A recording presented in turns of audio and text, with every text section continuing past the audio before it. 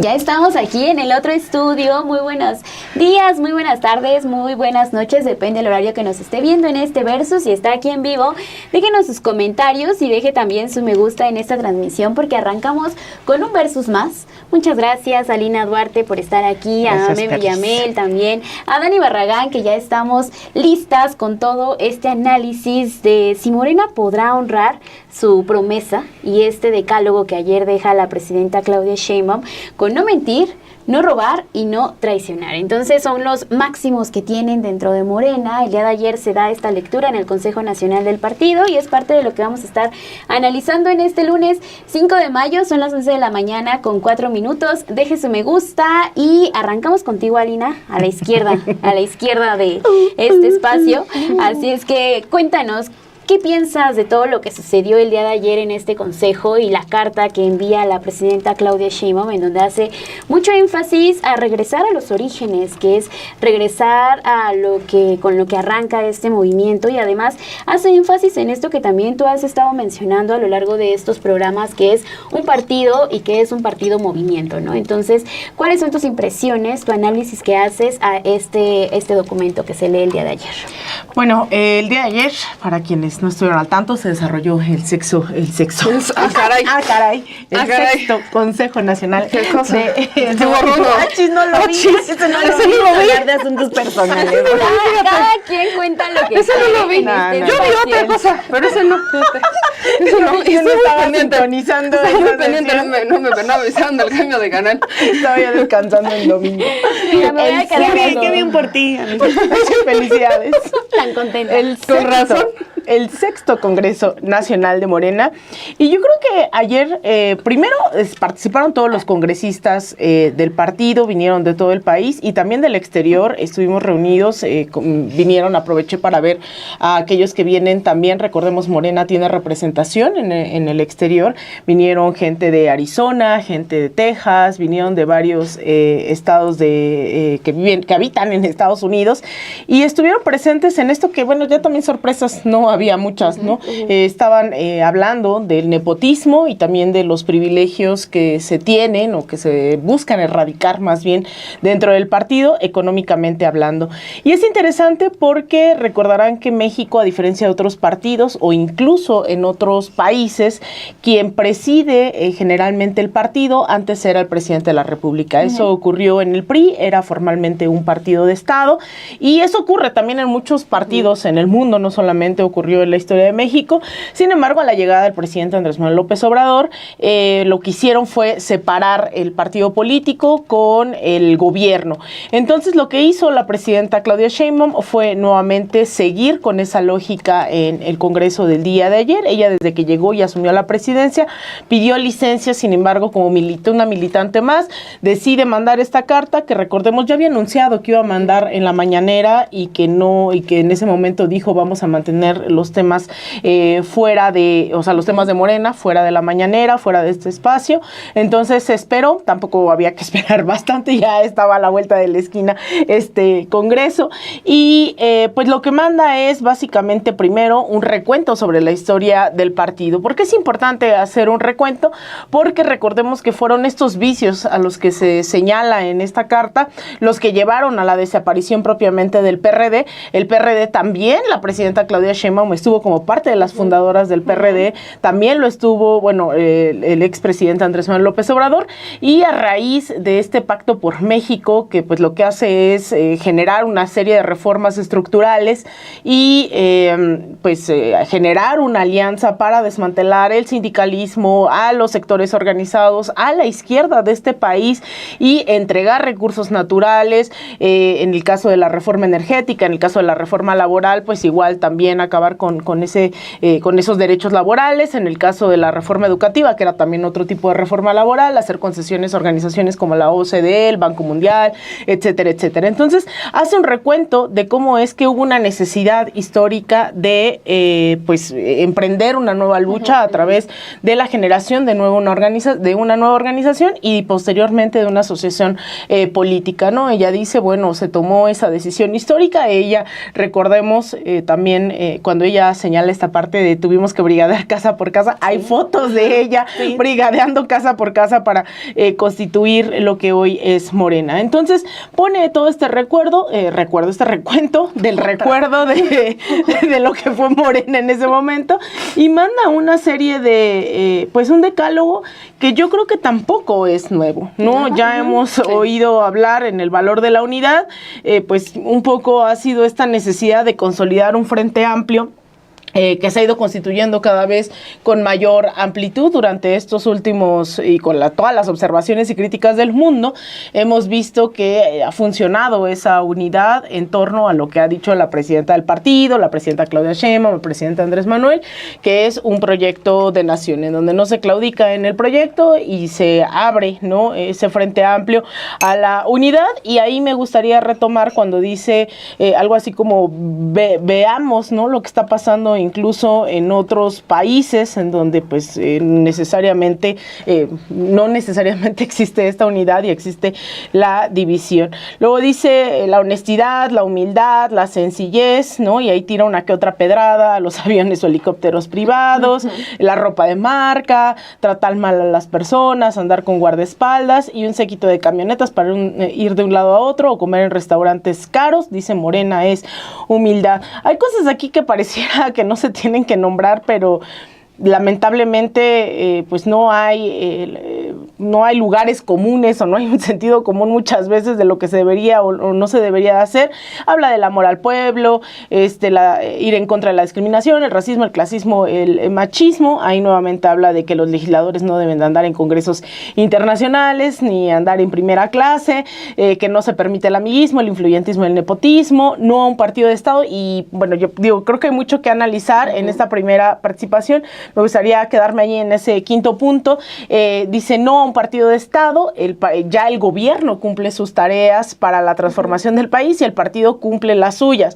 Para ello, nuestro partido debe fortalecerse sin caer en corporativismos. La organización es para la transformación. La fuerza de Morena es la organización desde abajo, sus comités de base, que creo que ha sido algo que pues primero a mí yo lo he dicho muchas veces, cuando lo enunció siendo ya la candidata electa, a mí me pareció profundamente pues revolucionario pensar en que la organización popular no tiene que ser meramente electoral, sino fortalecer la parte del movimiento. Sí. Esa gran promesa que se hizo como Morena y que tiene todo un reto porque hay muy pocos ejemplos de partidos, movimientos que funcionen tal cual, que estén inspirados en las demandas populares y en demandas muy concretas de organización de base. Entonces, esos comités de lucha a mí me parecían pues que tenían que ser o tienen que ser todavía la vanguardia y que no necesariamente hemos visto que se constituyan. Eso no niega que existan, ¿no? Incluso, por ejemplo, se tiene mapeo de cientos de círculos de estudio, hay comités y sobre todo es en coyunturas donde permite visibilizarse la existencia de los mismos.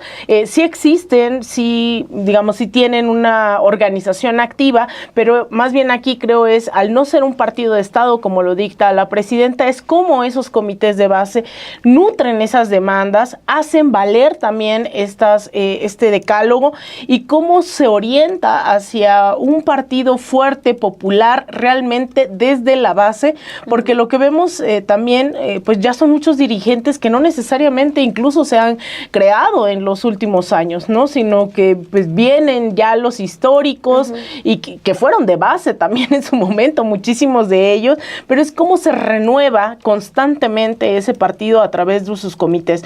Entonces esto de no es un partido de Estado y entender que una lógica es lo que hace el Estado, ¿no? El gobierno, a través del gobierno y sus instituciones, y la otra un partido que en términos pues ya hay leninistas, ¿no? El partido tendría que ser esa vanguardia política, ideológica, organizativa de un movimiento amplio. Es decir, los partidos hoy los entendemos y lo primero tal vez que nos venga a la cabeza es un partido electoral, ¿no? Porque esa es la lógica en la cual recurrimos o entendemos los partidos porque son quienes ponen candidatos.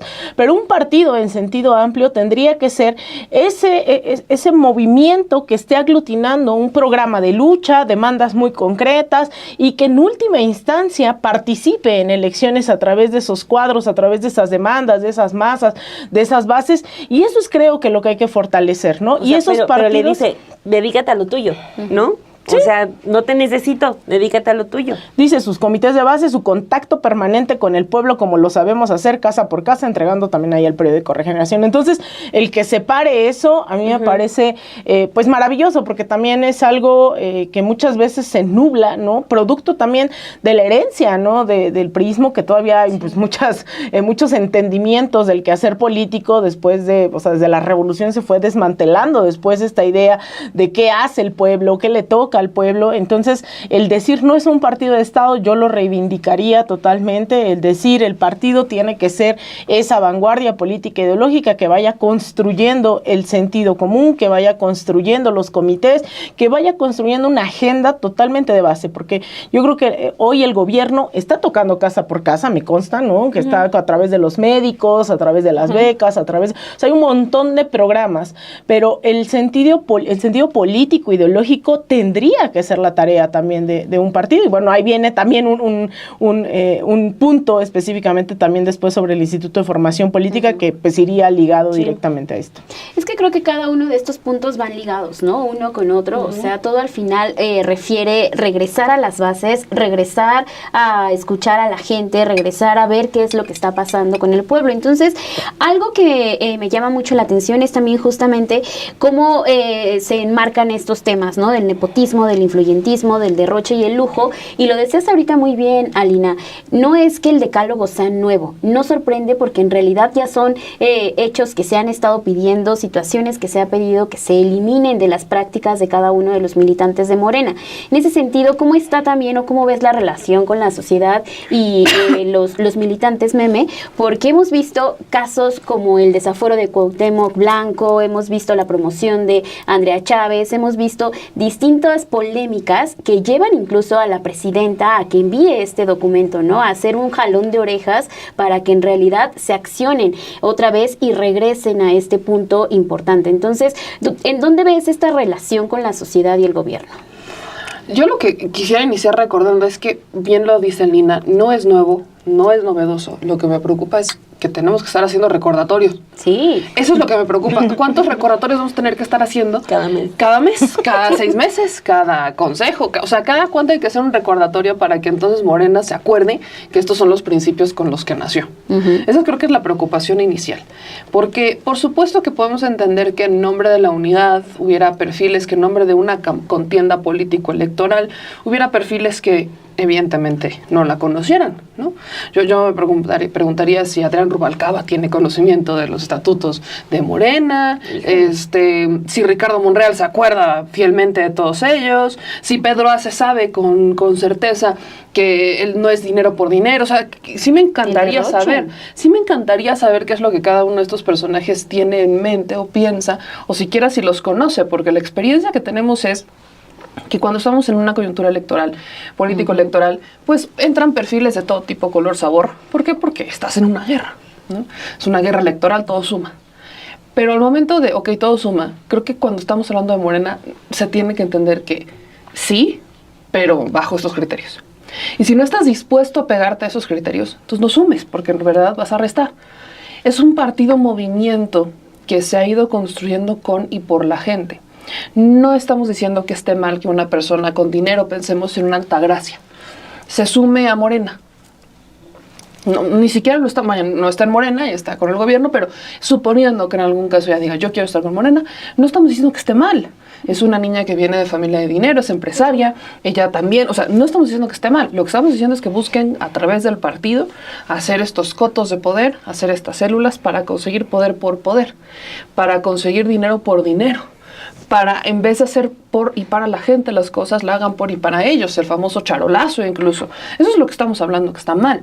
Estamos hablando que está mal que estás en un cargo público y que entonces quieras sustentar un poder popular que no tienes necesariamente, que lo tiene el partido, pero que lo ostentas, lo presumes y abusas de él.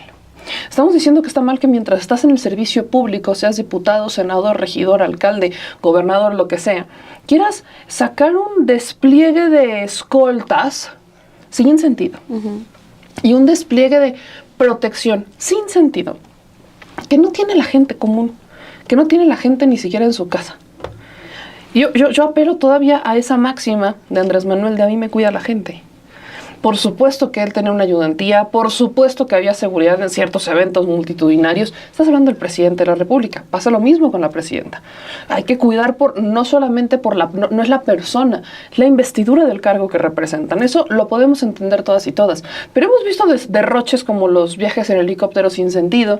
En su momento, Jade Cole también, cuando estaba en la dirigencia de Morena, usar los aviones privados, decir que no es cierto, pero sí es cierto, hasta ya fotografías de Jade Cole Polemski. O sea, utilizar y ver esas imágenes que definitivamente no tienen sentido con lo que estás afirmando desde Morena, eso es contra lo que estamos en contra. Por eso repito lo que decía al inicio. ¿Cuántas veces vamos a tener que estar escuchando o leyendo una carta que venga del presidente o de la presidenta, porque lo hicieron los dos, para recordarle al movimiento, pues nada más lo que está escrito?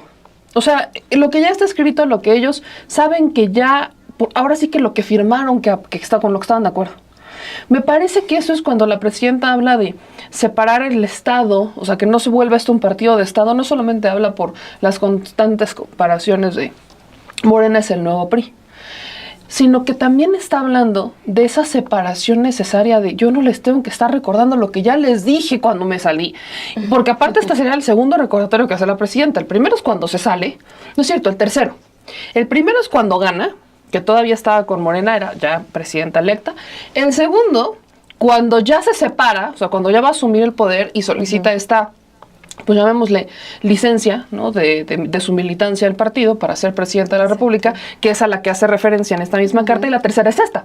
Entonces, la presidenta no lleva ni un año y ya recordó 3 veces lo que dicen los estatutos de Morena. 3 veces. Ahora, ¿qué es lo que pasa en esta ocasión? Que ya todos votan a favor. Por unanimidad. Por unanimidad. A mí me encantaría hacerle una pregunta de examen a Monreal, si se acuerda lo que dice el punto 3. Porque parece que muchos están ahí hay una parte de la que dice la carta, quiero recordarles lo importante que es la unidad. Sí, pero no es una unidad por encimita. Es una unidad por, de verdad, hacer valer la unidad. Y el Instituto de Formación Política juega un rol muy importante. Claro. Sobre todo, diría yo, en la conversión de estos perfiles que vienen de otros partidos que sumaron con estructura, que sumaron con lo que tú quieras, gustes y mandes, pero que todavía no entienden a ciencia cierta de qué se trata esto. Y también forma parte de algo natural. Lo hemos platicado muchas veces, Alina misma lo ha dicho, nacimos en un mundo neoliberal. ¿Cómo sabes que no eres neoliberal? Entonces, si vamos a esa pregunta, muchos políticos están en la misma. ¿Cómo sabes que no eres neoliberal? Solamente porque te cambiaste de partido, no es cierto. Entonces, el Instituto de Formación Política juega un rol muy importante para hacer esa transformación profunda en las mentes de todas las personas que están hoy en Morena, que ocupan algún cargo, que buscan ocupar algún cargo, pero que entraron después o que no sé lo que quieras, para tener muy claro esto que está pasando. Recordar que es un partido por y para la gente, que aquí sí vale muchísimo lo que diga la gente, pero mi preocupación va, y con esto cierro esta parte, porque es la presidenta la que lo tiene que estar recordando, cuando ha sido la propia gente la que lo ha estado reclamando. Y hemos visto muchos casos de las redes sociales, que la gente reclama los excesos, la gente reclama y denuncia, como ha visto que un diputado, que un senador, que un delegado del bienestar en su entidad está haciendo abuso del cargo que ostenta. La gente lo ha reclamado, pero la dirigencia solamente escuchó la carta de la presidenta. Entiendo que es el rol, pero la ciudadanía es lo más importante. La gente lo ha estado reclamando. Yo puedo entender que son de un grupo político, yo puedo entender que muchas de esas cosas sí pasan, pero escuchar no cuesta nada y atender menos. Escuchar, ¿no? O sea, escuchar y poner en práctica, porque Exacto. algo es muy cierto, ha sido en un periodo muy corto que han surgido una serie de escándalos que han provocado justo estas acciones de la presidenta Claudia Sheinbaum, ¿no? Y decías que se tiene que escuchar a las bases, que se tiene que escuchar justamente los reclamos que hay en redes sociales, lo que la gente dice en las calles, o sea, todo va sumando. Y me parece que esta carta justamente también da respuesta a todas esas personas, ¿no? A todas las personas que han levantado la voz, que han dicho en distintos espacios las polémicas que han llevado a Morena a que tenga, pues sí, que saben perfecto que puede hacerlos caer, ¿no? Que no están escuchando. Y la presidenta en estos 10 puntos hace mucho énfasis en regresemos a a lo que nos dio fuerza y lo que nos ha dado vida, que es escuchar a nuestra gente. El miedo más grande, Dani, parece que es convertirse en el PRI, ¿no? Es así como cuando nos decían de chiquitas, ahí viene el coco y te va a llevar. Ahí también está la frase siempre atorada del PRI. Y esto que menciona la presidenta Claudia Sheinbaum, de que el miedo de convertirse en un partido de Estado va a estar muy latente, recordando y sin que se nos olvide todo lo que hizo el PRI en su momento, ¿no? Entonces, este es uno de los retos mayúsculos que tienen ahora en Morena para que no se convierta en un partido de Estado. Pues sí, o sea, mucho de lo que decía Meme es como, a ver, esto que hace la presidenta es nombrar en voz alta todo lo que ya se ha venido diciendo en voz de las personas normales o de las personas de a pie como cualquiera de nosotros, ¿no? O sea, por ejemplo, el caso Monreal nos sirve mucho para ejemplificar la molestia que tienen las personas militantes de Morena o que votan por Morena. O sea, si tú tomas el caso Monreal, ahí tienes la vertiente del nepotismo, ahí tienes la vertiente de negociar con otros partidos en lo oscurito, ahí tienes la vertiente de juntarte con un líder sindical que derrocha en botellas de vino, ahí tienes la vertiente también del mal manejo de los recursos públicos. O sea, y el tema Monreal es uno de los más documentados. Del tema Monreal todo el mundo te lo puede comentar, al menos una cosa, el control que tiene de Zacatecas, ¿no? O sea, cómo no han soltado esa entidad y cómo esa entidad sufre mucho de violencia y de pobreza, o sea, todos los problemas que podemos enlistar. Entonces, lo que hace es nombrar, tiene mucha valentía en eso, sí, pero también es un tema de pues hasta cuándo, ¿no? También siento que hay una tardanza, un poco de parte, pues sí, de la presidenta, aunque no es su responsabilidad siquiera. O sea, la presidenta no tendría ni por qué haber mandado la carta, pero sí hay una tardanza de la dirigencia que está en el plan de seguir como lo hizo Mario Delgado. O sea, cuando se desata todo el escándalo de Sergio Mayer, ¿qué hizo Mario Delgado? Guardó silencio, no dijo nada, más bien solamente provocó que Citlali Hernández, quien era la secretaria general, saliera ya a defenderse y decir, no fui yo. O sea, ya era tanto el estrés que se estaba manejando, ya eran tantas las críticas por meterlo de plurinominal,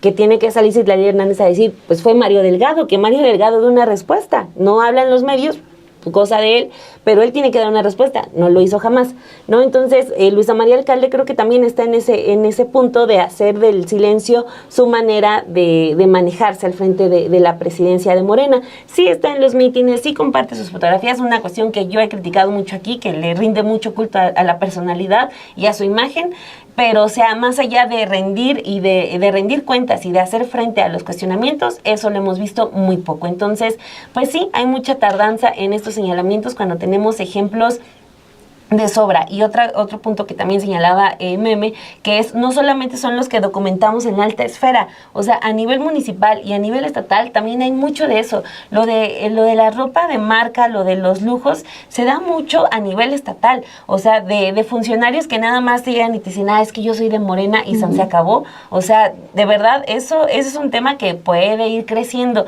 que a lo mejor nosotros por ser un asunto muy local no podemos alcanzar a darle vista, pero no podemos decir que no está ocurriendo. Entonces, primero sí creo que este tercer llamado que hace la presidenta también nos habla de que hay una descomposición que se va deteniendo, pero que va avanzando rápido. Se empieza a frenar, pero sí va avanzando Morena hacia ese punto. O sea, lo digo porque me sorprende mucho que haya una línea en la que la presidenta les diga, nosotros hacemos política para que la gente pueda comer 3 veces al día. O sea, es un recordatorio, de lo mínimo indispensable que tiene que tener un partido de izquierda.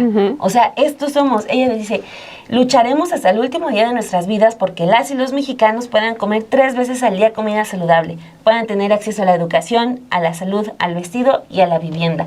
Es lo mínimo. Y sí, no tendría que haber una necesidad de recordatorio. Ahora, ya lo tienen, es un asunto básico por eso también quiero resaltar ese punto del que hablaban, de por qué también la presidenta mete ahí el punto del Instituto de Formación Política, o sea, porque no solamente es para que los jóvenes vayan y tomen cursos, o sea, un político y sobre todo un político que tiene este nivel de compromiso, tiene que actuar como los doctores, ¿no? Que se están especializando constantemente en nuevos tratamientos, en nuevas técnicas, etcétera. Pues un político también, ¿no? O sea, no solamente es, si ya cursé la carrera de ciencias políticas y ya está ahí, no, o sea, también necesita de formación, de nuevos conocimientos, de eso que le puede brindar un instituto como el que tiene Morena, que, o sea, hay mucho ojo si lo tiene descuidado, si lo está menospreciando, ¿no? Entonces, ahí está también este punto que pone la presidenta, pero, de nuevo, son puntos básicos y eso es lo realmente sorprendente, ¿no? Y quiero cerrar con esta primera participación. Ya me hacía mención de lo de Adrián Rubalcaba. Esto se debe a que suena él muy fuerte a que pueda tomar la dirección del metro en la Ciudad de México. Rubalcaba es un político que pues era priista, ha sido alcalde de Coajimalpa 3 veces, ahorita está en el Partido Verde en esta alianza que se hace con Morena, que es prácticamente Morena, así lo están adornando, no es de Morena, está en el Verde todavía, o sea, como Erubiel Ávila. Como Erubiel Ávila, ¿no? Pero no es de Morena, está en el Verde, pero es esta hermandad Morena Verde. Y sí suena mucho para tomar la dirección del metro, lo cual sería muy catastrófico, porque y uno de los grandes problemas del metro es la mafia que hay en el sindicato, y metes a un mafioso a atender el metro, pues bueno, ya nos podemos imaginar qué puede ocurrir ahí. Pero, o sea, a ver, tomo ese ejemplo. Todavía no se confirma, también hay que señalarlo, aunque está al parecer que él mismo está presionando, nada, ¿no? Está casi nada de confirmarse, de que tome la dirección del metro, pero tomo ese caso para decir, a ver, si ya tiene esta carta y ya la votaron y ya la aprobaron, ya está en activo, pues no tendría por ahí que frenarse un tipo de nombramiento como este. O sea, Adrián Rubalcaba estaba hace unos meses subiendo fotos también del derroche con Sandra Cuevas, que ahorita está escondida y se presume que pues hasta está siendo investigada por sus empresas. De repente le salieron 10 empresas, empezó a comprar arte como si fueran, no sé, dulces. O sea, entonces dejo eso sobre la mesa, ya lo votaron, ya lo compartieron en los medios de comunicación, ya Luisa María Alcalde ya subió sus fotografías en el Congreso de Morena, ya presumió los puntos. ¿Cuándo va a entrar en activo? O sea, se supone que ya, ¿no? Entonces, ya lo estaríamos viendo. Andrea Chávez ya dejaría de estar haciendo proselitismo en Chihuahua desde hoy. Esa es la duda que me queda. ¿A partir de cuándo le van a hacer caso a lo que aprobaron el día de ayer? Sí, porque eso nos lleva a hablar de este Instituto de Formación Política, ¿no? O sea, hablar de los principios. La gente en realidad está consciente e incluso la presidenta Claudia Sheinbaum decía aquí en este punto número 6 que continúe la revolución de las conciencias y por eso hay que mantener fuerte a este Instituto de Formación Política en donde justamente lo que se busca es explicar cuál es la ideología que hay detrás de todo este partido, cuál es lo que se mueve. Entonces, es la primera vez que yo veo que incluso incluye ya a este instituto. Y Alina, creo que nadie mejor que tú para platicarnos sobre esto, ¿no? O sea, sobre estas acciones. Y porque además también aquí has hecho mucho énfasis en eso, en siempre tener una explicación para las bases y que no se nos olvide, pero no solo para las bases, creo yo, sino que tiene que ser para este tipo de personajes, los cuales se les olvida que existe un decálogo, se les olvida y más fácil acceden a este tipo de partidos debido a que saben que pueden encontrar un cargo, ¿no? Ahí veíamos ahora a Adrián Rubalcaba buscando esta dirección del metro, que él, me acuerdo mucho cuando presentaron esta alianza progresista diciendo, no, lo único que nosotros buscamos es darle nuestro respaldo a la presidenta Claudia Sheinbaum y no estamos buscando un cargo. 3 horitos después está presionando para tener un cargo dentro de la administración de la jefa de gobierno Clara Brugada. Bueno, el Instituto de Formación Política a mí me parece, bueno, yo me he dedicado siempre al periodismo y decidí sumarme ya hace casi 3 años, pensando en que este era un espacio en donde yo podía aportar, no solamente incluso en mi formación personal, porque si bien yo estoy al frente de la Coordinación de Formación Internacional, lo cierto es que hay un montón de espacios, ¿no?, en donde yo aprendo de mis compañeros y mis compañeras todo el tiempo. Hay un espacio de la Red Nacional de Círculos de Estudio, está el programa de Buen Gobierno que tiene casi 70 programas, ¿no?, para municipalidades, gubernaturas. Es una cosa impresionante el trabajo que tiene el programa de Buen Gobierno. Hay un programa de Mandar Obedeciendo, que es el tema de los legisladores, que es una formación permanente, que van incluso hasta el Senado, a la Cámara de Diputados, y ahí se dan talleres, conferencias, cursos, todos son totalmente gratuitos. Está la coordinación académica, de formación académica, que se dedica a pues editar todos estos libros que regalamos todo el tiempo. Quien vaya al instituto se puede llevar las revistas y libros que quieran. Hay revistas propias del instituto, que son las revistas Conciencia, que se editan ahí, se les da seguimiento. Todos los compañeros están en 1000 tareas al mismo tiempo, y aparte son las tareas propiamente del partido, ¿no? Es decir, informar sobre lo que está haciendo el gobierno. O sea, todo esto, digamos, es el día a día del Instituto de Formación Política, y más aparte tareas, ¿no?, que salen pues en coyunturas específicas. Este programa de candidaturas, ¿no?, de aspirantes a la gubernatura, municipalidades, diputados, que tienen que cursar todo pues un programa formativo, que como dice el Fisgón, pues hacemos formación, no milagros, ¿no? Pero que esto que se pone aquí también como que se tiene que tomar un curso ético de formación en el instituto, bueno, eso ya es un requisito que estaba establecido en los estatutos. Somos no más de 200 personas para una militancia que era de 3 millones, entonces ustedes imaginarán, trabajamos 24/7, estamos en todo el país, a donde nos inviten de manera virtual, presencial, le damos seguimiento a toda la militancia, no importa si están en otros países, no importa si están en comunidades rurales, hace falta claramente un despliegue. Humanamente no es posible estar en los 300 distritos de este país, 200 personas incluyendo administrativos, y pues también el instituto nace con la promesa en su momento de tener el 50% del presupuesto del partido, lo cual jamás se ejerció ese presupuesto. El año pasado, que fue el presupuesto que más se ejerció por parte del instituto, fue del 2%, ¿no?, del presupuesto del partido. Tenemos publicaciones que todas las encuentran digitalmente en la revista conciencias.mx, tenemos los libros también en PDF, hay un poco de material en todo. Tenemos un curso básico que consta de 8 módulos de feminismo, Nuestra América, principios, estatutos, ¿no?, los documentos básicos que creemos que tiene que saber la militancia, Nuestra América, que es pues justamente un curso, un taller en torno a la historia desde la independencia de nuestros países hasta los gobiernos progresistas del día de hoy. Es decir, hay una serie de cursos, talleres. Aquí en la Ciudad de México, que tenemos más capacidad de despliegue, pues también hay un curso que se abre la convocatoria cada 2 meses, que se llama Formación en tu Colonia, que es a mí el que más me gusta, porque la gente nos abre las puertas de sus casas, nos abre las puertas en el día es una cocina económica, y en la tarde-noche vamos y damos talleres ahí, y es precioso, ¿no? Lo estamos desplegando ya en la zona metropolitana con los compañeros de la red de círculos de estudio del Estado de México. Entonces tenemos un montón de cosas que a veces pues no nos damos abasto. Ojalá que pues esto que a mí me emociona, ¿no?, cuando la presidenta habla de fortalecer este instituto.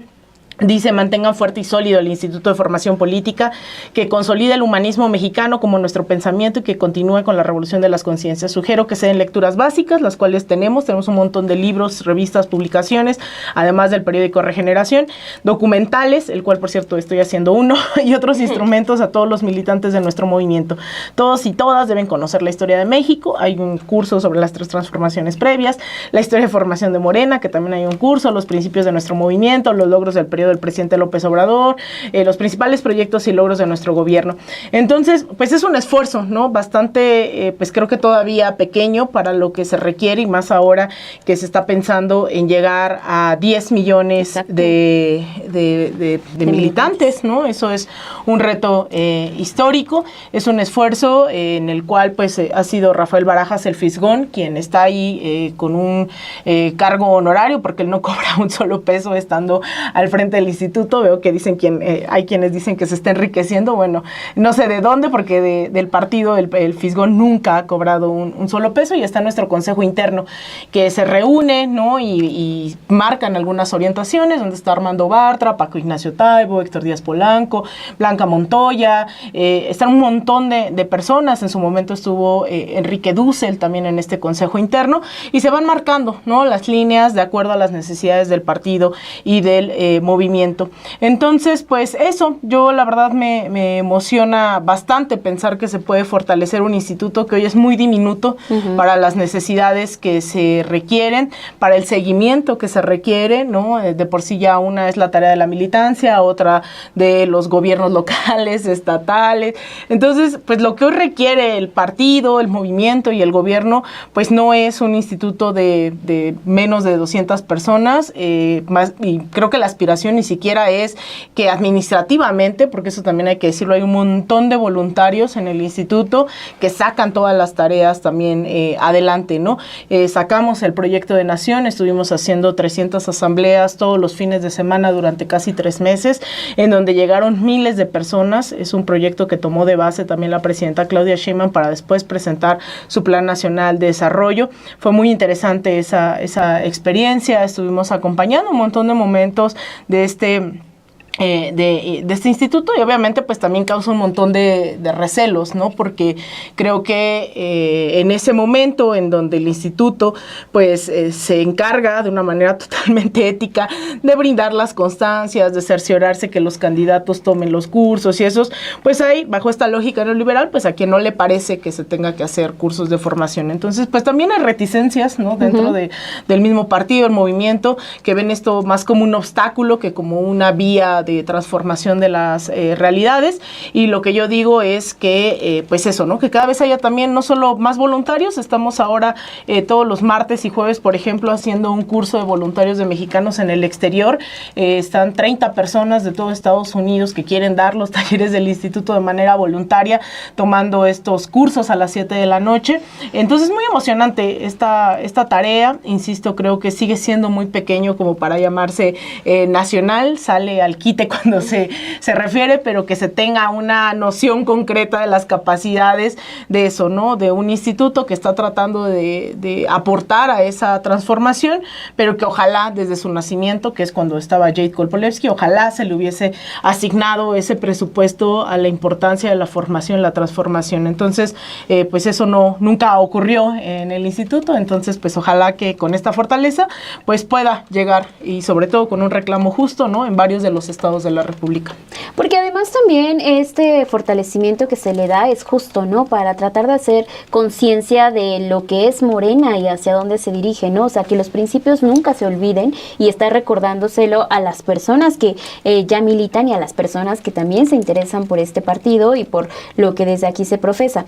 Y en ese sentido, es el gran reto, ¿no?, que sí se cumplan cada una de estas promesas, que sí lleguen a una buena salida, pero de repente nos encontramos con noticias y con información que dice, híjole, no se tocó el tema de la regulación de las precampañas, ¿no? No se toca este tema de que sí se castigue a las personas que estén promoviendo su imagen. No podemos hablar ahorita como tal de una precampaña porque no nos encontramos en ese periodo electoral, pero de lo que sí podemos estar hablando es de la promoción de las imágenes de cada una de estas personas, ¿no? Entonces, en ese sentido, Morena, de acuerdo con lo que publica esta mañana el periódico Reforma, elimina el artículo 2º transitorio eliminado, y que señalaba que se suspenderá cualquier acto que pueda ser considerado como proselitista, de promoción personal o personalizada para el caso de los servidores públicos, así como cualquier acto anticipado a las precampañas y campañas electorales en el marco del proceso electoral 2025 y 2026 y los subsecuentes.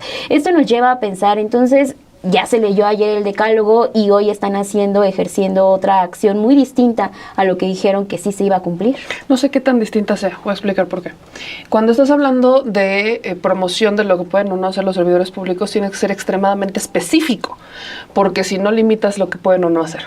Pensemos en una reforma al Poder Judicial, en la que ellos tienen también que salir a las calles y decir, oye, pues esta es la reforma al Poder Judicial, ya viene la campaña, ya viene la elección, Eso puede ser denunciado hasta el Instituto Nacional Electoral, y entonces el Instituto Nacional Electoral puede decir, eso es promoción personal, porque está saliendo el diputado, senador, a hablar sobre la elección judicial. Y se vuelve una disputa que para los parámetros del INE tiene unas regulaciones, pero para los parámetros del partido tiene otra. Ese es uno de los grandes problemas que hemos tenido históricamente con la LEGIPE, la Ley General de Procedimientos e Instituciones Políticos, la ley que regula las elecciones y los procesos electorales desde el Instituto Nacional Electoral, y las regulaciones internas de cada uno de los partidos políticos. Entonces, en vez de eliminarlo, tendrás que haber sido mucho más específico.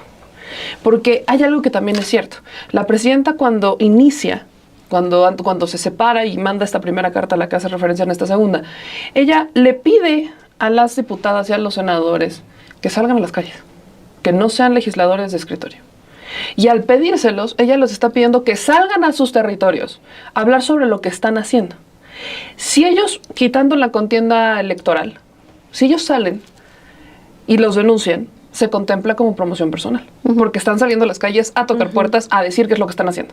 Eso también se puede contemplar como promoción personal. Entonces, es una línea bien delgadita entre lo que nosotras y nosotros queremos que hagan nuestros legisladores, que es regresar a informarnos qué diantres están haciendo en las cámaras, porque queremos que nos regresen a informar, y son contados los legisladores que lo hacen. Son contaditos los legisladores que sí salen y regresan al territorio y reparten regeneración, o reparten reparten promocionales de reformas, o reparten o hacen asambleas. Son contados. Yo podría contar 10, 15, 20 legisladores de más de 500. Sí. De más de 500 que tendrían que estarlo haciendo. Podría contarte 20. Sí, no se me ocurren más. Que estén saliendo a hacer asambleas, que estén saliendo a informar qué es lo que está pasando. O sea, te podría contar 20. Tendrían que ser los 500. Si eso lo volteas a ver en masa, entonces el instituto lo toma a ver como una promoción. Por eso es que son líneas bien delgaditas en torno a lo que sí pueden hacer los legisladores o los funcionarios públicos y los que no. Los que están mucho más acotados son los servidores públicos, porque ellos se rigen bajo otro tipo de normas.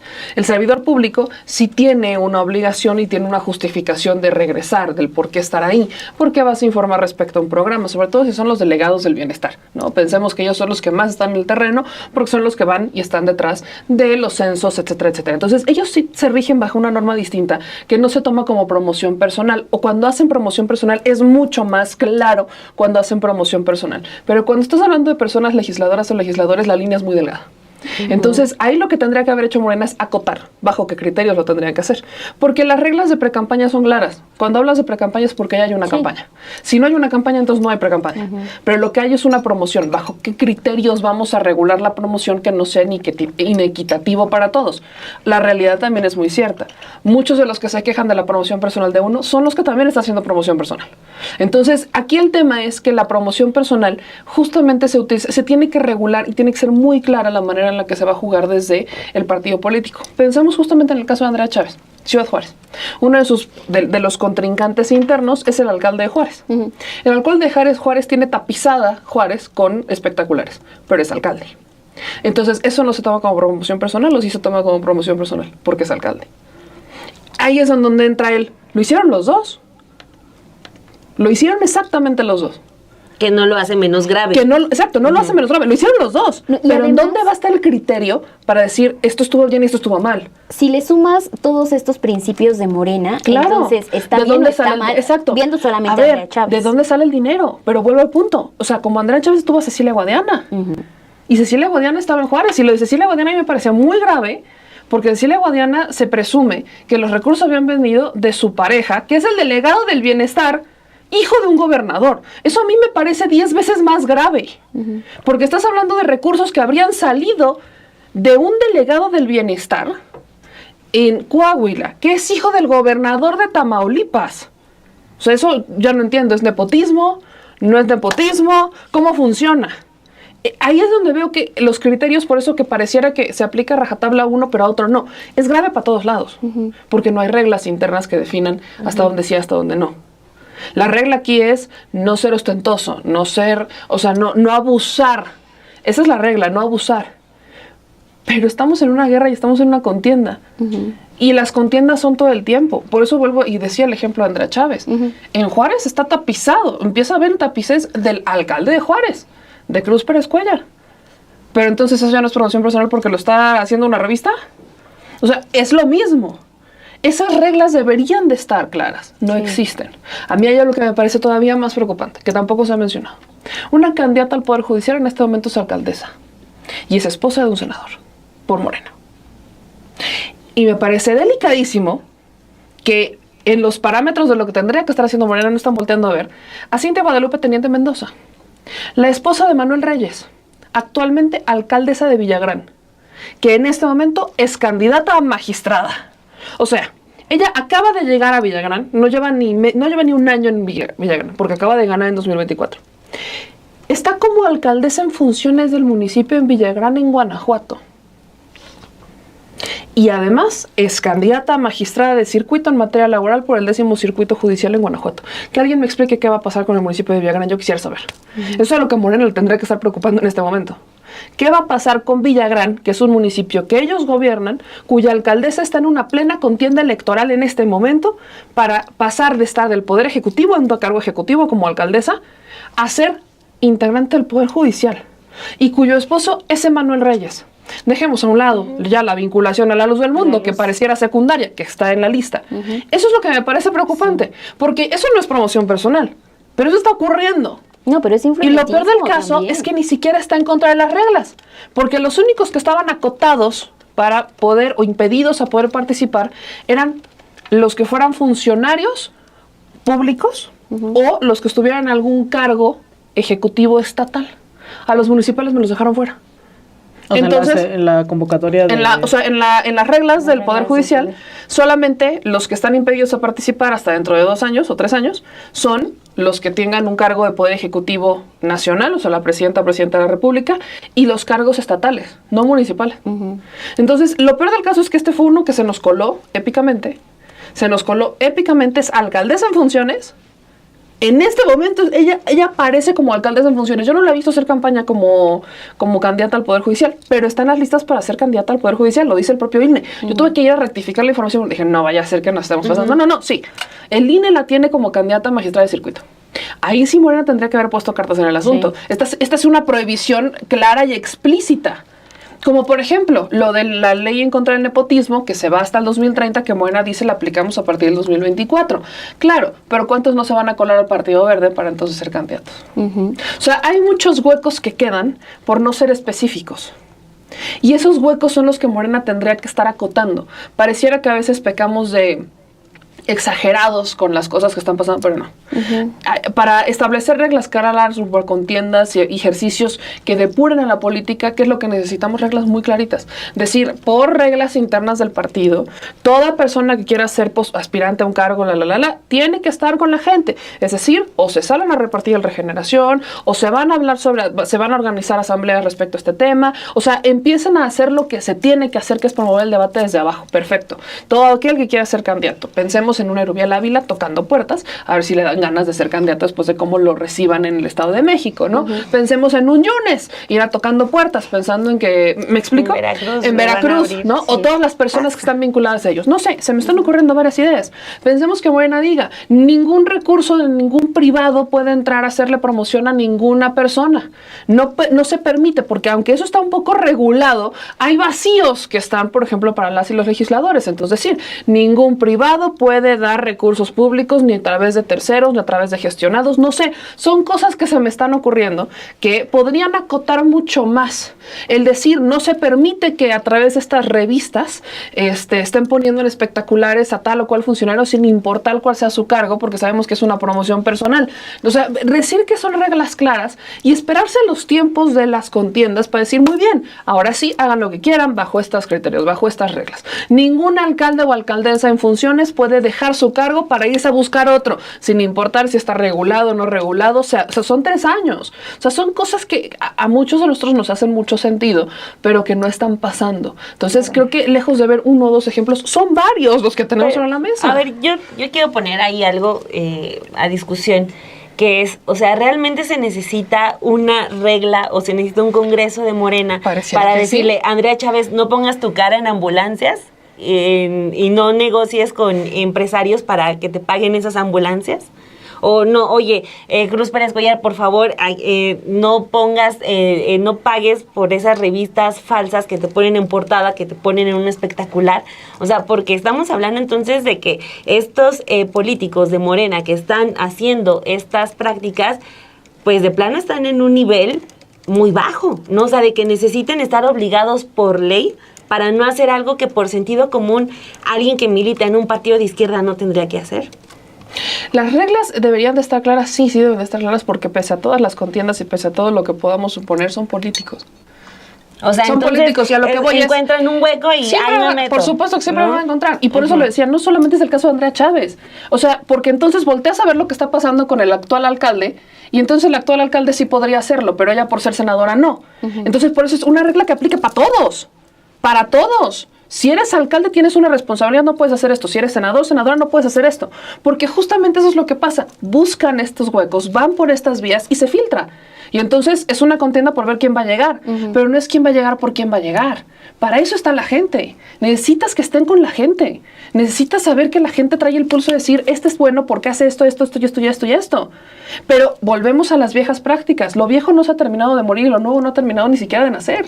Es que por eso es el gran dilema, ¿no? Que hay ahorita, si se puede regresar o no a las bases y que no se rompa esta confianza que hay con la gente, que creo que ese es el mayor reto que tienen en Morena, ¿no? Que no rompan la confianza y los lazos que han crecido y que se han fortalecido a lo largo de estos años, y que incluso la presidenta por eso dice al principio de esta carta, a ver, cómo nace Morena, cómo nosotros nos tuvimos que salir a las calles, tuvimos que hacer, pero también entiendo el punto de Dani, ¿no? El punto de Dani también es, bueno, es que en realidad no debería de existir un consejo porque está respetando pero te voy a decir una cosa, principios. si nos vamos a esa misma regla, ni siquiera debería de haber vagones exclusivos para mujeres, ni siquiera debería de existir una secretaría para las mujeres, porque aplicamos el mismo sentido de respeta, o sea, tenemos que estarte pidiendo que respetes para que respetes a las mujeres, no. Ese es el punto.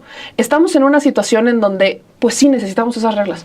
A mí lo que me parece lamentable es que Morena tenga que, o sea, que la presidenta tenga que estar recordándole cada 6 meses o cada determinado tiempo a Morena de, oye, ¿sí te acuerdas de esto, no? O sea, si nos acordamos, que eso es lo que a mí me parece lamentable. Porque para eso está la dirigencia. Es que eso iba, ¿no? O sea, el máximo que se discutió ayer fue la carta de la presidenta Claudia Sheinbaum, y la dirigencia de Morena solamente dio lectura a esta carta y sobre ello se trabajó. Estos huecos que dice Meme y que se pueden fortalecer para que no haya este tipo de acciones, entonces deberían haberse discutido el día de ayer, ¿no? Tuvieron que haber estado ahí sentados y no nada más basarse en la carta de la presidenta Claudia Sheinbaum, porque ¿quién dirige el partido? ¿Quién está detrás de ahorita en estos momentos? Lo que hace la presidenta es solamente mandar recomendaciones, ¿no? Dice, bueno, les voy a leer una carta porque sí, ya me llegaron varias quejas y ya hubo varias polémicas que es necesario haber sacudida, jalón de orejas, como lo quieran ver cada uno de los militantes, pero entonces, ¿no tiene también una voz propia la dirigente de este partido para que sí se haya revisado esta carta y a partir de esa carta hacer unas recomendaciones? Porque ahí está el trabajo de Luisa María Alcalde. Les voy a decir una cosa, apenas estuve en Durango y en Durango ponen como candidato a alcalde a el doctor Enríquez. ¿Cuántas cosas no le sabemos al doctor Enríquez? O sea, la gente en Durango, lo que voltea a ver cuando ve al doctor Enríquez ahí es, lo primero que se acuerdan es cómo insultaban a Andrés Manuel, López Obrador. Ya se reivindicó el doctor Enríquez, ya le demostró hacia los duranguenses cómo es que él cambió profundamente y ahora es una persona de izquierda que cree en la transformación. O sea, vuelvo al punto.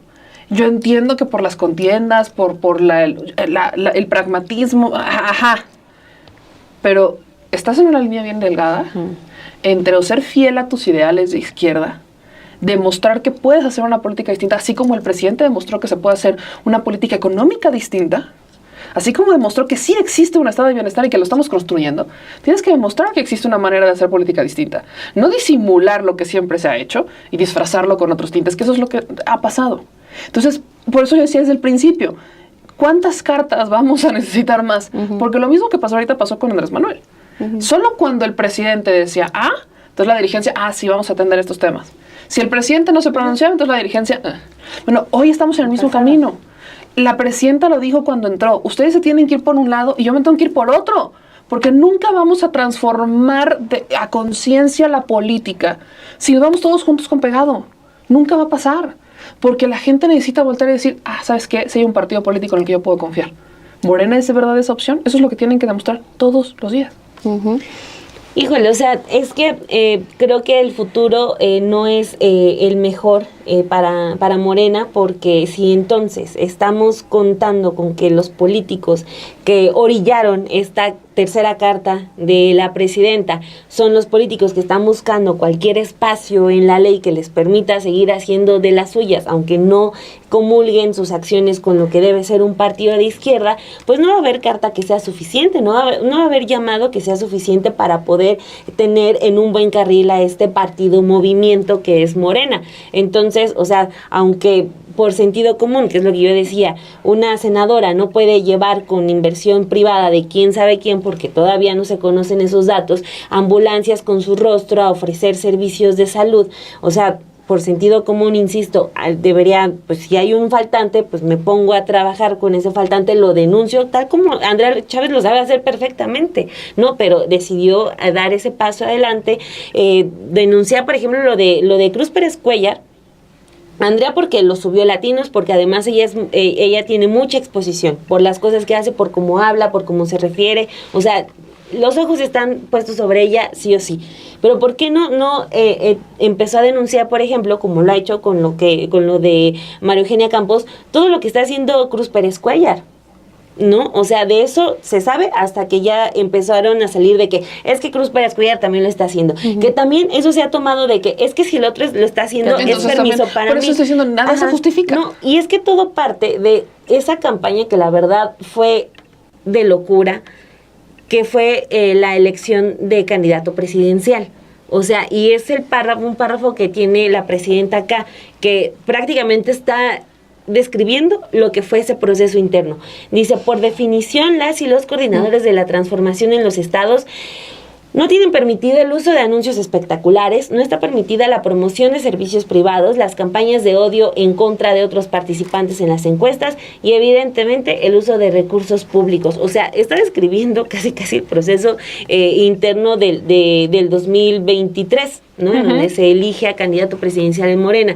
Entonces, o sea, creo que por más cartas que se manden, por más llamados de atención, se van a manejar en el que no me lo prohíbe la ley, entonces lo hago, o si el otro lo hace, yo también lo hago, y así se van a ir, así hasta que ya pues este proceso de descomposición siga avanzando.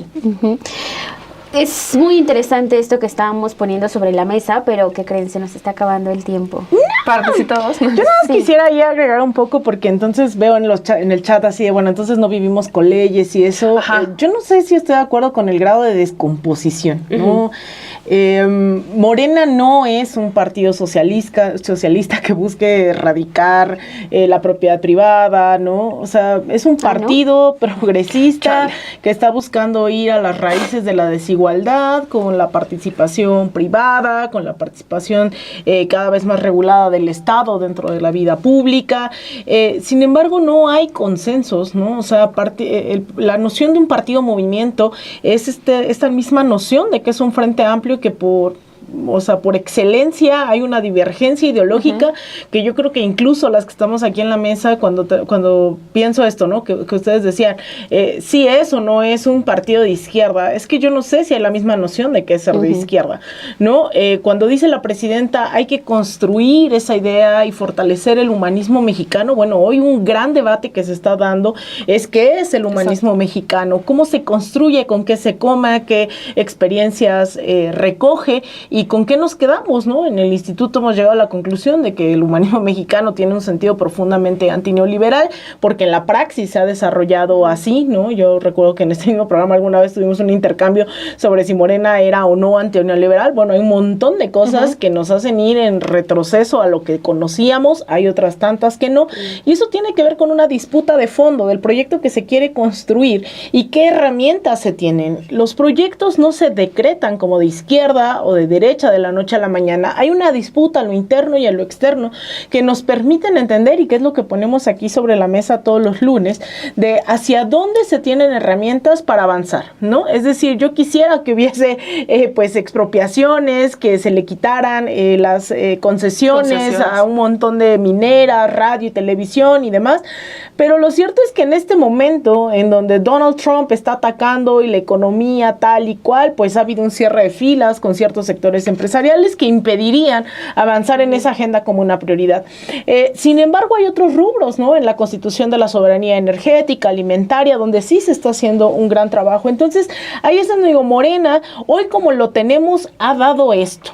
Se puede presionar, sí, pero esos no van a venir solo y exclusivamente de lo que hoy se conoce como el partido, ¿no? Y eso hay que tenerlo claro, porque no hay que entender como un sinónimo de partido como democracia, ¿no? O sea, el sistema democrático que hoy conocemos es mucho más amplio, y la democracia radical en la que yo creo va más allá de ir a las urnas. Y ese es el horizonte que nos han puesto durante décadas y nos han convencido que un gobierno es democráticamente electo cuando se ganan los votos. Y eso es una ínfima parte. Pero las campañas que se hacen en radio con el Poder Judicial, eso lo hace profundamente antidemocrático. Y el que haya ganado hoy Noboa en Ecuador no significa que es un gobierno democrático. Es un gobierno profundamente antidemocrático que hizo fraude, y que si tiene o no los votos en la urna, el fraude se consumó como en el 2012 aquí, por afuera de ese sistema. Entonces, no hay que dejar de imaginar que hay un paso más allá de los partidos, que la lógica hoy de Morena es representar a simpatizantes, militantes y dar disputas dentro de esa lógica de democracia que nos han hecho creer, pero que la democracia va mucho más allá, y que es desde dónde nos informamos, a quién damos también ese poder, sea a través de una reproducción, un like, porque también, o sea, el hecho de que hoy yo esté aquí diciendo esto no significa que mañana, ¿no?, pueda yo hacer todo lo contrario, como lo hemos visto con un montón de gente que se llena la boca de izquierda y del otro lado está conspirando en contra del movimiento y está golpeteando, y no solo le hace el juego a la derecha, se vuelve la derecha dentro del movimiento, ¿no? Y así en un montón de lados. El hecho de ponerte un saco y un chaleco guinda y repartir regeneración no te hace de izquierda ni te hace de pueblo, ¿no? Te hace contribuir, sí, a a combatir la desinformación con el regeneración y demás, pero eso no significa que ideológicamente esté situado en la lógica de creernos que hay que ser humildes, que hay que por el bien de todos primero los pueblos, que no se vuelvan eslogan. Entonces hay un montón de cosas ahí que nos toca todavía construir, y que fundamentalmente va a ser también el pueblo organizado, que se entienda Morena como la herramienta hacia una vía de democracia, pero también a la gente con el poder absoluto, que nunca se nos olvide que es la gente y es el pueblo, ese soberano, ¿no?, que tiene que decidir no solamente a través de la urna. Entonces, ahí sí va a ser importante que presionemos, porque ahorita es muy nuevo todo el tema del Poder Judicial. Pero, por ejemplo, en estos casos, la próxima elección va a ser a la vuelta de la esquina, porque estamos votando a la mitad de los jueces y magistrados. Me falta votar a la otra mitad, ¿no?, que hace falta. Y eso implica que vamos a tener que regular también, porque lo dicen ahí, ¿no? Por ejemplo, las campañas que se están haciendo a través de YouTube, a través de influencers, o sea, hay un montón de retos que presenta también el desarrollo de las tecnologías, que presenta, o sea, ¿cómo regulamos eso que ahorita no está y que se nos salió de la mano eso, ¿no? Tendríamos que estar presionando ya para que las alcaldesas no puedan estar dobleteando, ¿no? ¿Qué va a ser alcaldesa de día, magistrada de noche? Claro, pero también, digamos, hay un montón de retos, ¿no? Entonces, pues eso, decirle a la gente que fundamentalmente el poder, porque, digo, contradicciones dentro de Morena, dentro del gobierno, dentro de la 4T, siempre va a ser, porque es una constante tensión de hacia dónde se dirige, y sobre todo más hoy que Morena tiene la hegemonía electoral, la hegemonía también incluso ideológica, ¿no? De a veces decir esto es lo bueno y esto es lo malo, y se acaba el debate, ¿no? Si sale en la mañanera y la presidenta dice, esas tensiones tenemos que dar esa disputa, y yo creo que también se tiene que entender que dentro de Morena hay un montón de concepciones de qué es ser de izquierda, qué es la cuarta transformación, ¿qué es la cuarta transformación? humanismo mexicano. ¿Qué es el humanismo? O sea, yo quiero que le pregunten a todos los que estuvieron allá en el Congreso qué entienden por humanismo mexicano, qué entienden y seguramente va a haber muchas respuestas, porque también la realidad concreta, me puedo alargar 10 horas, pero prometo acabar con esto.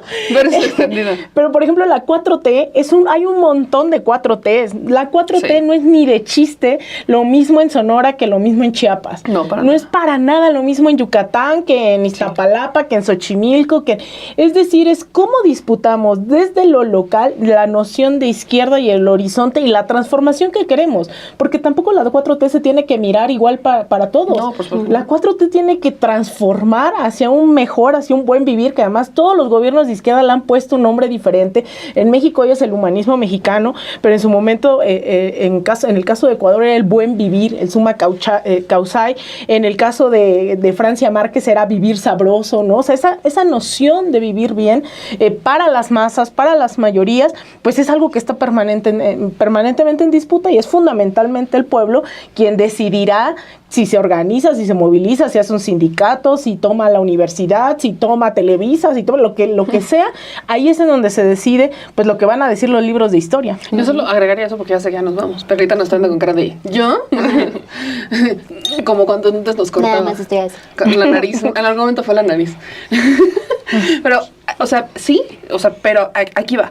Si la democracia es algo mucho más amplio, tenemos también que romper con la idea de que la herramienta democrática es el partido político. Porque justo qué es lo que pasa. Cuando la gente ve que en el partido en el que confían no hay consecuencias cuando hay malas acciones, cuando ve que hay abusos, cuando ve que hay excesos y que no pasa absolutamente nada, o que se siguen permitiendo actividades reiteradas, la gente pierde confianza en los partidos políticos. Y ahorita lo leí en un comentario. Morena tiene que demostrar que no solamente es un partido político que está administrando la situación actual del país. Sí. Morena tiene que demostrar que es distinto. Coincido con Arena cuando dice hay distintas izquierdas. Morena no, Morena es un grupo de gente que está buscando transformar. No quiere decir que todos estemos de acuerdo, pero ¿cuál va a ser incluso la vía de resolución de diferencias al interior del partido para llegar a los acuerdos? ¿Cómo funciona? Y que la gente también entienda el rol tan importante e indispensable que tiene la construcción diaria de la democracia más allá de los partidos políticos. Porque la gente entiende lo que pasa, ve lo que pasa con Morena, dice no pasa nada, y entonces el efecto inmediato es me desanimo, ya no quiero participar, ya no quiero votar, son todos iguales, Pero entonces lo que tenemos que hacer es decir, ok, si ellos vamos a seguir criticando, cuestionando y empujando, pero además de eso, la herramienta democrática está aquí.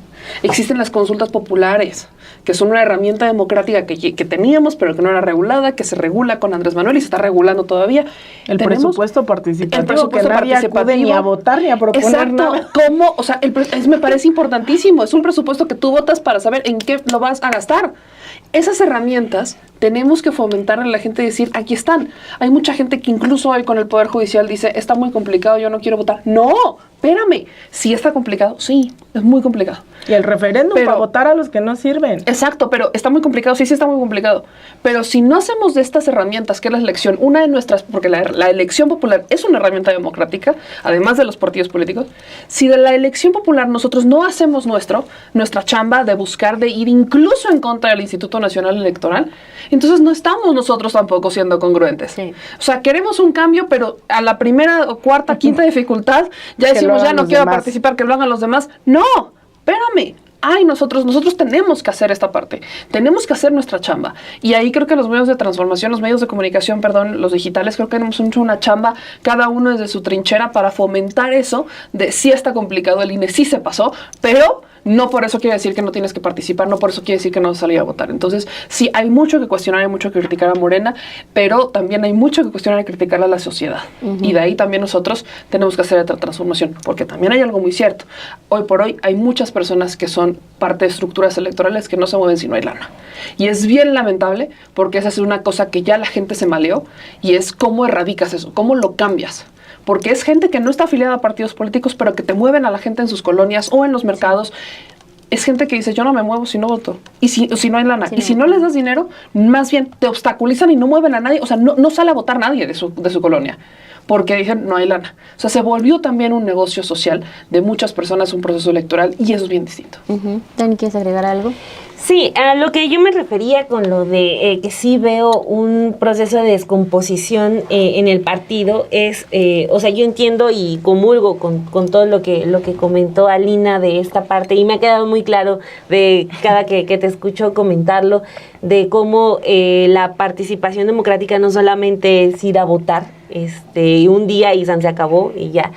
Pero, o sea, creo que más allá de eso, en el partido sí se están encumbrando pues tal cual manzanas podridas dentro de una canasta, ¿no? O sea, el hecho de que un partido de regeneración, que busca la regeneración, mejorar la vida política del país, tenga cuidadas a estas manzanas como Adán, a estas manzanas como Monreal, a estas manzanas como la que se les ocurra a ustedes, y las conserve y las defienda y las proteja. O sea, sí habla de que está dispuesto a hacer una política al costo que sea, ¿no? Entonces, era solamente eso. Y para cerrar el tema, en general, o sea, que se note que la carta va a tener ya, va a ser activa, se va a tomar en cuenta sí, desde final. Ajá, o sea que... Como el documento. Final, ahora sí, ok. Sí, o sea, porque no... Si nos vamos a ir viviendo de carta en carta, pues imagínense, ¿no? Y la carta decía. La carta decía. Eso es lo que vamos a estar diciendo. Así, de tanto llorar. No manches, sí.